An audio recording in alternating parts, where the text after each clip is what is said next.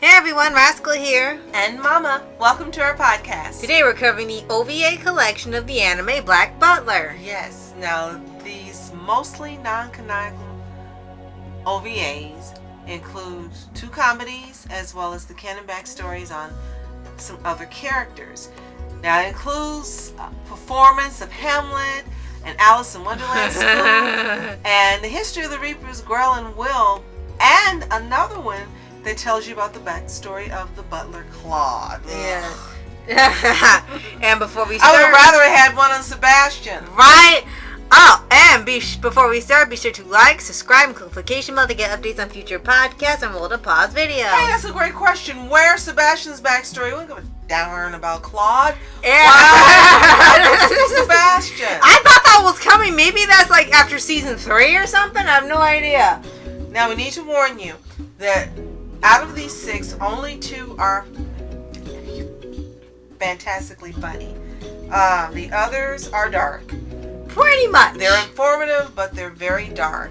Yes. And the 2 comedies were a welcome addition after seeing the end of season 2. But some of these OVAs, if you're really into liking things that are very dark and very horrific and depressing, and yeah, you'll like them. Right, it's a tragedy, I guess. But we loved most the 2 that featured comedy, so we're going to talk about those 2 first. First one would be taking place after the end of the first season. Would be one is supposed to be okay. It's got her to get out. They're supposed to. CL's supposed to be invited to be in a performance of Hamlet.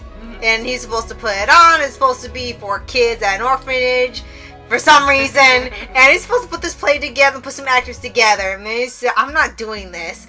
And okay, no, he's got to be in the play. You know, he can't act. He can't actually have a paper bag, which is his biggest problem. And he can't sing either. So Sebastian has to train him.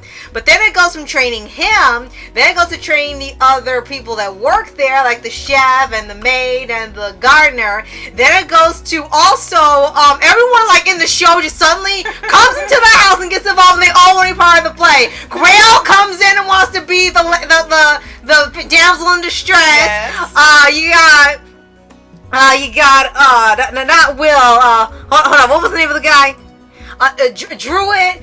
Druid all of a sudden was there. You had CL's fiance there. You had the mortician was there. Suddenly all these people were just at his house ready to perform the play. It's like, none of you people know where he lived. How the hell did you get here? And then they're all putting on the performance and they're all acting crazy, and Sebastian to keep everyone together. They try to keep everyone together, and they all keep improvising and saying things and stuff. And CL just wants to go home. So that one is hilarious. And then one that's even more hilarious is the one where it's supposedly a behind-the-scenes look at the cast of Black Butler. And Sebastian is in street clothes. They should never do that again. And CL, instead of having this proper British upper crust accent, suddenly has a Cockney accent. And he's dressed like he's from a borough. And you've got all these people who are acting like they're normal people who are actors on a set in America. That's what's hilarious. It's all like a set in Hollywood. Not in England. Right. In Hollywood. Not even Japan. Hollywood is coming.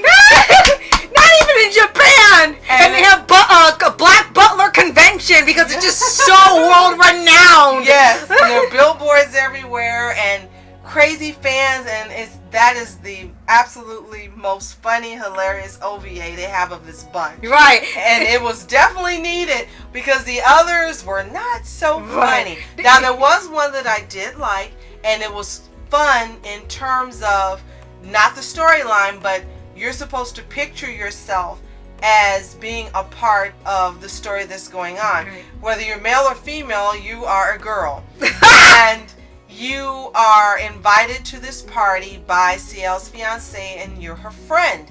And everything is shot from your vantage point, like you're a part of the story. Right. And it keeps going, and they actually start doing some reveals. You're actually not who you appear to be. So you end up being surprised on who you end up being towards as it goes on. Everything like just happens. Anything or anyone that could come into the story comes in, and of course Sebastian knows all about it, and then it gets to a point when you're kidnapped by I'll just call him the Stranger Danger Prince, and you can't see the face, so it ends up going like cinematic style, and Sebastian has to come rescue you, and Griel's also coming for you from some reason. It's like, who is not after the viewer? Yes, and that one's fun in the sense of you're getting to have fun with it. I kept saying, oh, look at me, oh, look at my dress, and Rascal was laughing hysterically, so that was fun. Then you had two OVAs that actually were part 1 and part 2 of their version of an Alice in Wonderland story, which Rascal says is pretty much based on the Tim Burton movie. Yes, because if you look at how the title is, it looks like the same type of text as the Tim Burton version. Now, for a lot of people who watched the Tim Burton one, it wasn't received well at all because his style and the Disney style didn't clash well.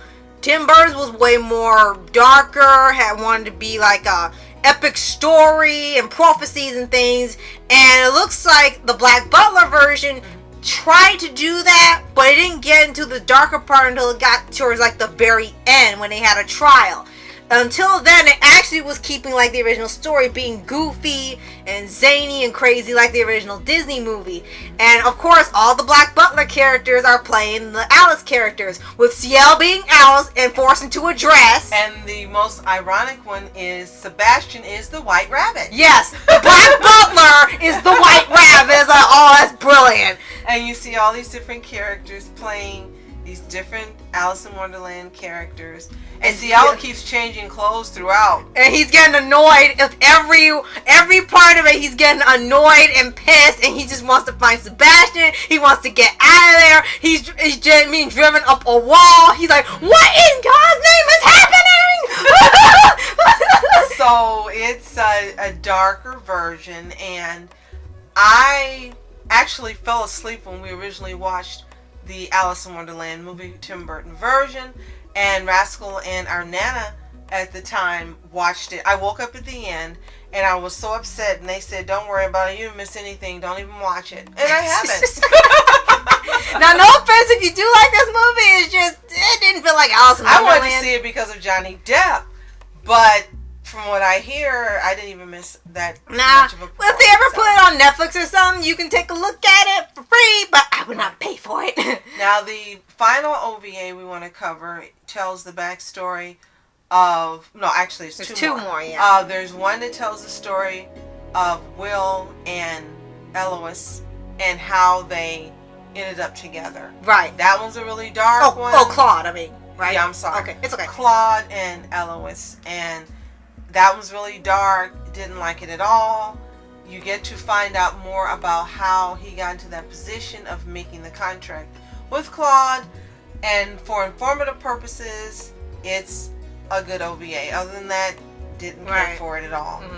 And then the final one told the backstory of the Reapers, Will and Griel. Mm-hmm. And we learned that Griel didn't always dress so fabulously. Yes, and he didn't always have the fabulously long hair and everything. And it was a shock to see him. It was like, that's Griel. Oh my God. Yeah, she was so normal. Yes, he was more stuck up originally. He had some of his... more like a normal Reaper. How they have the dark clothes and so forth. Right. His flamboyancy didn't come in until like much later. You actually found out how he ended up getting that persona. And we're not going to spoil it for you because we were like, what?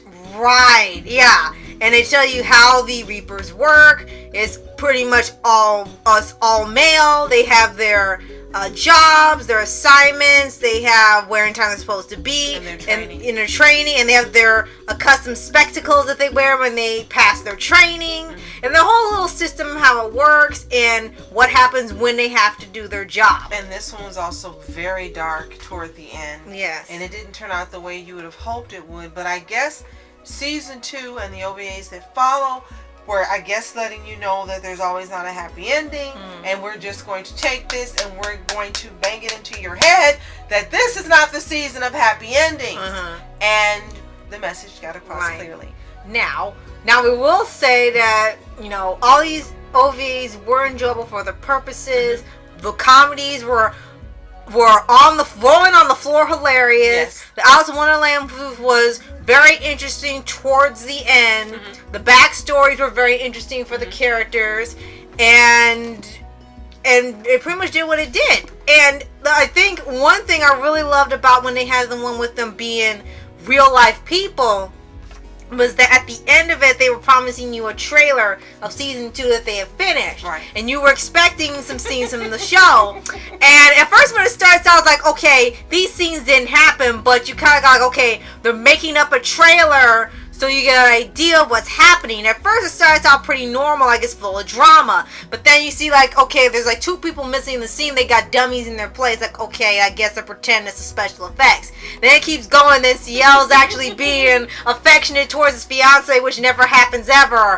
And then it gets to reveal that Sebastian is probably his father. Then it gets to that Druid is an alien, and Tracy is someone's son from the 25th century. And then the moon's crashing, and it's like, what the heck going on? And now Rascal has effectively spoiled all the surprises for you of the OVA. Bravo, bravo. Oh, but you'll still love it. So, if you've seen season 2 of Black Butler and or the OVAs, let us know what you think in the comments below. If you haven't, as we said, it's newly being released on Netflix, so it's there for you to see and enjoy. Right, and be sure to like, subscribe, and notification bell to get updates of future podcasts and Multiple Pods videos, and when we cover future seasons and movies of Black Butler. Absolutely, because we're looking forward to them. So, thank you so much for watching. I'm Rascal Entertainment. And I'm Mom Entertainment. Have a toontastic day. Peace.